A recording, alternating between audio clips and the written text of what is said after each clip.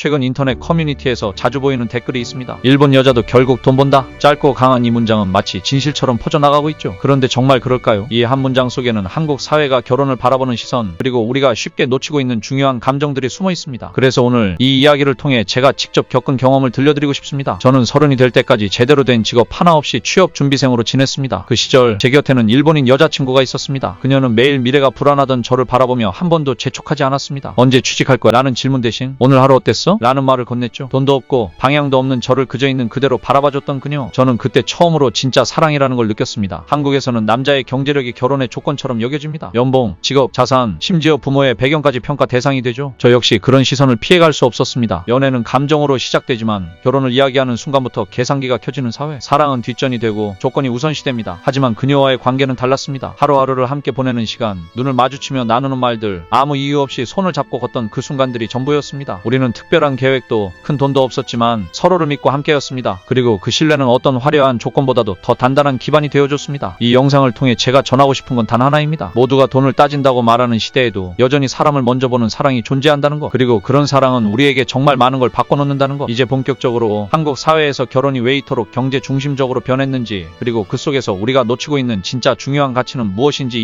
이야기해보겠습니다. 한국 사회에서 결혼은 현실이라는 말 저도 수없이 들었습니다. 그리고 그 현실이란 결국 돈이죠. 어릴 적부터 주변 어른들은 늘 이렇게 말했습니다. 남자는 돈이 있어야 결혼하지. 집 없으면 장가 못 간다. 처음엔 그냥 그런가 보다 했는데 나이가 들고 결혼을 생각할 시점이 되니 그 말들의 무게가 피부로 느껴졌습니다. 직업, 연봉, 집, 차, 심지어 부모님의 재산까지 마치 체크리스트처럼 하나하나 따져보는 문화. 이게 바로 지금의 한국 결혼 시장입니다. 이런 분위기 속에서 저는 늘 위축될 수밖에 없었습니다. 취업 준비생이던 시절 제 스펙은 초라했고 가진 것도 없었어요. 누군가와 미래를 약속하기엔 너무 부족한 사람이라는 생각에 스스로를 자격 미달이라고 여겼죠. 주위를 보면 친구들 중 일부는 좋은 회사에 다니고 내 집 마련에 성공하며 당당하게 결혼 준비를 하고 있었습니다. 반면 저는 그 그림자 속에서 조용히 자신감을 잃어갔습니다. 하지만 일본인 여자친구와의 관계는 전혀 달랐습니다. 그녀는 제 연봉이 얼마인지, 언제 취직할 건지를 묻지 않았습니다. 그보다는 오늘 하루가 어땠는지, 무엇을 느꼈는지를 궁금해했죠. 그 질문들이 저를 사람 대 사람으로 존중해주는 느낌을 줬습니다. 조건이 아닌 존재로 인정받는다는 것, 그건 정말 큰 감동이었습니다. 한국에서는 결혼이 가정 간의 거래처럼 여겨지기도 합니다. 남자가 경제적 기반을 마련하면 여자는 외모와 성격, 가정환경으로 평가받습니다. 이런 프레임 속에서 사람들은 서로를 이해하려 하기보다는 조건이 맞는 상대를 찾는 데 집중하죠. 결혼은 협상이고 그 협상에서 이득을 보려는 게임처럼 변질되고 있는 겁니다. 문제는 이런 문화가 결국 사랑 자체를 왜곡시킨다는 데 있습니다. 감정은 거래가 아니니까요. 사람은 돈보다 더 복잡하고 예측 불가능한 존재입니다. 그런데도 우리는 그 사람을 단순한 숫자로 평가하려 하죠. 연애 때는 서로를 있는 그대로 좋아했던 두 사람이 결혼 얘기만 나오면 갑자기 수치와 조건 앞에서 변해버리는 모습, 저도 주변에서 많이 봤습니다. 이런 현실을 경험할수록 저는 일본인 아내와 나눴던 시간들이 얼마나 특별했는지를 새삼 느끼게 됩니다. 경제적으로 아무것도 없었던 그 시절 그녀는 저에게 이렇게 말했습니다. 우리 둘이 함께라면 괜찮아. 돈은 나중에 벌면 되지. 이 한마디는 어떤 통장 잔고보다도 든든한 버팀목이 됐습니다. 그 신뢰와 응원 덕분에 저는 다시 일어설 수 있었고 지금의 제가 된 거죠. 이제는 질문을 던져야 할 때라고 생각합니다. 우리는 왜 이렇게 되었을까? 결혼이 왜 이렇게 경제적인 조건의 전쟁터가 되어야 할까? 이 문제의 근본적인 배경과 일본 사회의 결혼 가치관이 어떻게 다른지 비교해보겠습니다. 일본에서 그녀와 함께 지내면서 제가 느낀 가장 큰 차이는 결혼을 왜 하는가에 대한 기본적인 생각이 달랐다는 점입니다. 한국에서는 결혼을 일종의 완성된 패키지로 생각하는 경우가 많습니다. 어느 정도 경제적 기반이 마련되어야만 결혼을 할 자격이 생기고 그 후에는 안정적인 삶이 보장된다는 믿음이 깔려있죠. 반면 일본에서 제가 본 결혼은 오히려 함께 만들어가는 과정에 더 가까웠습니다. 하지만 일본인 여자친구와의 관계는 전혀 달랐습니다. 그녀는 제 연봉이 얼마인지, 언제 취직할 건지를 묻지 않았습니다. 그보다는 오늘 하루가 어땠는지, 무엇을 느꼈는지를 궁금해했죠. 그 질문들이 저를 사람 대 사람으로 존중해주는 느낌을 줬습니다. 조건이 아닌 존재로 인정받는다는 것, 그건 정말 큰 감동이었습니다. 장거리 연애를 하던 시절 저는 한국에 있었고 그녀는 일본에 있었습니다. 어느 날 평소처럼 영상통화를 마치고 쉬고 있는데 갑자기 초인종이 울렸습니다. 택배라도 왔나 싶어 문을 열었는데 눈앞에 서 있는 건 다름 아닌 그녀였습니다. 전날까지만 해도 잘 지라고 인사했던 사람이 그 다음날 아침 비행기를 타고 저에게 온 겁니다. 그냥 내 얼굴 보고 싶어서. 그 말 한마디에 그동안의 외로움과 거리의 장벽이 무너지는 기분이었습니다. 사랑은 이렇게 말보다 행동으로 증명된다는 걸 그녀를 통해 뼈저리게 느꼈습니다. 그리고 결혼을 앞두고 저는 조심스럽게 말했습니다. 우리 신혼집은 내가 미리 받은 오피스텔로 들어가는 게 어때? 크진 않지만 둘이 살기엔 충분할 거야. 결혼식 준비도 빠듯했던 상황에서 당장 집을 구하는 문제까지 떠안는 게 부담스러웠지만 적어도 내가 할 수 있는 최선은 다 해보자는 마음이었습니다. 그녀는 그 말에 망설임 없이 웃으며 고개를 끄덕였습니다. 응, 나는 어디든 괜찮아. 너랑 같이 있는 집이면 돼. 그렇게 우리는 작지만 햇살이 잘 들어오는 오피스텔에서 신혼생활을 시작했습니다. 그 공간은 단순한 집이 아니라 서로에 대한 신뢰와 앞으로 함께 걸어갈 미래에 대한 약속이 담긴 첫 시작점이었습니다. 경제적으로 풍족하진 않았지만 마음만큼은 어느 부부보다 단단했습니다. 물론 일본 사회도 경제적 경제적인 부분을 완전히 무시하진 않습니다. 하지만 개인의 자율성과 서로에 대한 감정을 훨씬 더 중요하게 여기는 분위기가 있습니다. 친구나 가족에게 왜 아직 결혼 안 했냐? 는 질문을 받는 경우도 드물고 결혼 자체를 선택의 하나로 여기는 시선이 보편적입니다. 그래서 연애든 결혼이든 본인이 원하는 속도와 방식대로 관계를 이어가는 경우가 많습니다. 이런 문화적 차이는 위기 상황에서 더욱 두드러졌습니다. 제가 갑작스럽게 건강이 안 좋아져 며칠 동안 집에서 누워 지낸 적이 있었는데 그 소식을 들은 아내는 말없이 국제 택배를 보냈습니다. 박스를 열자 안에는 감기약과 비타민, 일본에서만 파는 따뜻한 국물 티백 그리고 손으로 직접 적은 짧은 편지 한 장이 들어 있었습니다. 편지에는 이렇게 적혀 있었습니다. 내가 아플 땐 곁에 있어주고 싶지만 지금은 이걸로 대신할게. 천천히 괜찮아지자. 그 순간 몸은 아팠지만 마음은 눈물 날 정도로 따뜻했습니다. 직접 옆에 있지는 못하지만 저의 컨디션 하나하나를 생각하며 챙겨준 그녀의 마음은 단순한 물건 몇 개 이상의 의미로 다가왔습니다. 물리적인 거리는 있었지만 마음만큼은 늘 곁에 있다는 걸 그 택배를 통해 절실히 느꼈습니다. 반면 한국에서는 이런 상황에서조차 서로에게 실망하거나 책임을 따지는 경우를 종종 봅니다. 조건이 흔들리면 감정도 함께 흔들리는 구조. 건강, 수입, 환경처럼 외적인 요소가 바뀔 때 관계 자체가 위태로워지는 경우가 많습니다. 그래서 저는 아내와의 경험을 통해 확실히 느꼈습니다. 결혼은 결국 돈보다 마음입니다. 신뢰와 애정 그리고 함께하고 싶다는 감정이 진짜 결혼의 기반이 되어야 한다는 것. 일본 여성들이 특별해서가 아니라 그들이 중요하게 여기는 가치가 다르기 때문에 가능한 일이었다고 생각합니다. 제가 경험한 일본 여성과의 관계에서 느낀 가치관은 서양 여성들과의 관계에서도 비슷하게 발견할 수 있었습니다. 물론 문화적 차이는 있지만 공통적으로 중요한 건 사람 자체를 본다는 점이었습니다. 조건이나 배경보다는 그 사람의 성격, 태도, 인생을 바라보는 방식 그리고 함께 있는 시간의 질을 더 중요하게 여긴다는 공통점이 있었죠. 서양 친구들과 연애와 결혼에 대한 이야기를 나눠보면 경제적 안정성도 물론 고려하지만 그것이 관계의 본질을 좌우하지는 않는다고 말합니다. 오히려 지나치게 경제적 조건을 따지는 문화에 대해 의문을 품는 경우도 많았습니다. 사랑하는 사람이면 함께 어려운 시간을 이겨내는 게 당연한 거 아닌가? 라는 반응이 오히려 자연스럽게 들릴 정도였죠. 그리고 그 말들이 저에게는 큰 위로가 됐습니다. 한국